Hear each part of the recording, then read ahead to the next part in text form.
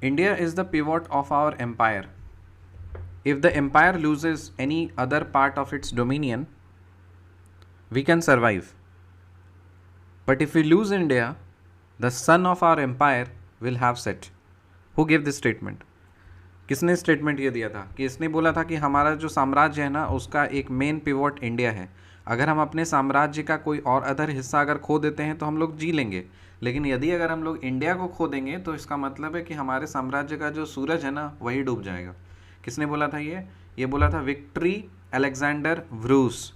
Victory Alexander व्रूस ये viceroy of British India था 1894 में। 1894 में वाइसरॉय ऑफ ब्रिटिश इंडिया कौन था? Victory Alexander Bruce. इसका विक्ट्री अलेक्जेंडर विक्टर होगा, विक्टर ब्रूस, और वी के जगह पे ब्रूस होगा, तो याद रखो विक्टर ब्रूस। किसने बोला था ये? विक्टर ब्रूस ने। उसका फोटो देखना है आपको, देख लो यहाँ पे फोटो, ये रहा Victor Bruce. Victor Bruce, Victor Bruce ये former governor general of India था। कब था ये? 1894 में। 1894 में गवर्नर जनरल ऑफ इंडिया कौन था? Victor Bruce. और इसने क्या बोला था? अगर हम अपने साम्राज्य का कोई और हिस्सा खो देंगे तो हम लोग सर्वाइव कर लेंगे, लेकिन इंडिया को अगर खो देंगे तो हमारा साम्राज्य का सूरज डूब जाएगा। किसने बोला था? विक्टर ब्रूस ने बोला था, और ये गवर्नर जनरल ऑफ इंडिया था कब? 1894 में। The sole purpose of the British colonial rule in India was to reduce the country to being a raw material supplier for Great Britain's own rapidly expanding modern industrial base। क्या ये बात सही है? हाँ सही है। जो ब्रिटिश कॉलोनियल रूल जो था ना भारत में, उसका एकमात्र उद्देश्य यही था कि इंडिया को एक रॉ मटेरियल का सप्लायर की तरह बस सीमित कर दिया जाए, कि यहाँ के लोग क्या है ना कि मतलब रॉ मटेरियल्स हम लोग को भेजते जाएं, रॉ मटेरियल्स यहाँ से उठाएंगे और अपना तिजोरी भरेंगे, मतलब मॉडर्न इंडस्ट्रियल बेस जो अपना बनाया था, तो अपने कंपनी के बेनिफिट के लिए, अपनी कंट्री के बेनिफिट के लिए इंडिया को बस रिड्यूस कर दो कि रॉ मटेरियल का बस सप्लायर मात्र बनकर रह जाए।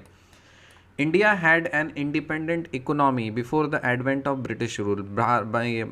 ब्रिटिश साम्राज्य से पहले इंडिया का अपना इंडिपेंडेंट इकोनॉमी हुआ करता था। क्या ये बात सही है? हाँ बिल्कुल सही है। Before colonial rule, agriculture was the main source of livelihood, yet India was characterized by various kinds of manufacturing units. India was particularly well known for its handicraft industries in the fields of cotton and silk textiles, metal and precious stone works, etc.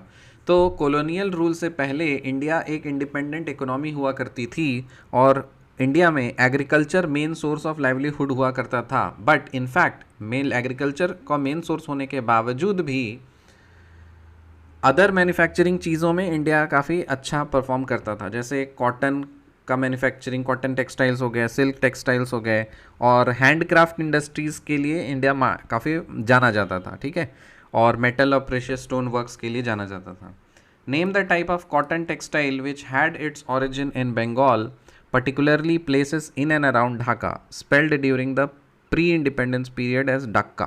So Dhaka को pre-independence period में डक्का बोलते थे।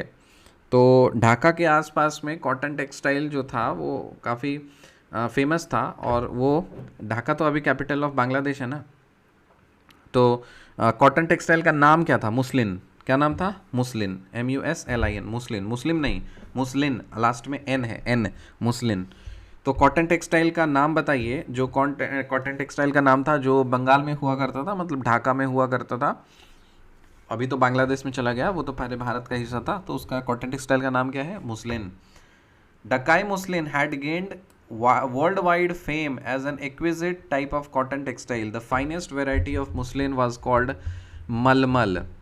डक्कन मुस्लिम जो ना बहुत popular हुआ करता था, बहुत पॉपुलर हुआ करता था, क्योंकि वहाँ का जो कॉटन टेक्सटाइल मिल है वो बहुत ज़्यादा पॉपुलर था, और वहाँ के क्वालिटी बहुत एक नंबर के क्वालिटी आते थे, और जो एकदम बहुत मस्त वैरायटी ऑफ मुस्लिम था उसका क्या बोलते थे? मलमल बोलते थे, मलमल, मलमल का कुर्ता, ठीक है, बहुत बहुत पॉपुलर हुआ करता था। Name the noble estimators of national income per capita income, national income and per capita income during the colonial rule.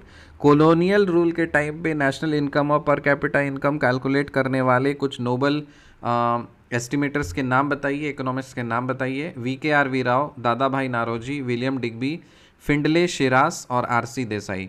तो VKRV राव, दादा भाई नारोजी, विलियम डिग्बी, ये तीन नाम तो हम जानते हैं।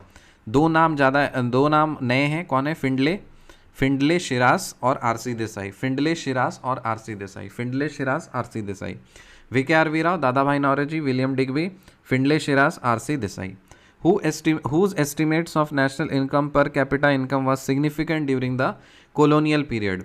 किसका एस्टिमेट सबसे ज़्यादा सिग्निफिकेंट हुआ करता था? नेशनल इनकम और पर कैपिटा इनकम का जो एस्टिमेट है वो किसका सबसे ज़्यादा सिग्निफिकेंट हुआ करता था कॉलोनियल पीरियड में? Professor V.K.R.V. Rao. V.K.R.V. Rao. तो रिकैप करते हैं.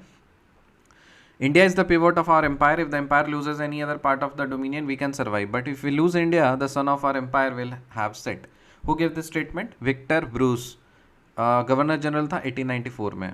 The sole purpose of the British colonial rule in India was to reduce the country to being a raw material supplier for Great Britain's own rapidly expanding modern industrial base. True. India had an independent economy before the advent of the British rule. सही बात है. Before colonial rule, agriculture was the main source of livelihood, yet India was characterized by various kinds of manufacturing unit activities.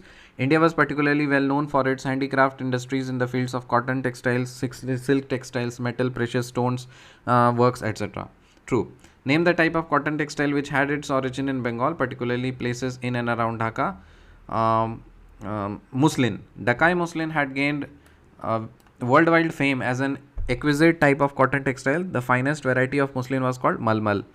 The named noble estimators of national income and per capita income during the colonial rule: V.K.R.V. Rao, Dadabhai Naoroji, William Digby, Findlay Shiraz, or R.C. Desai.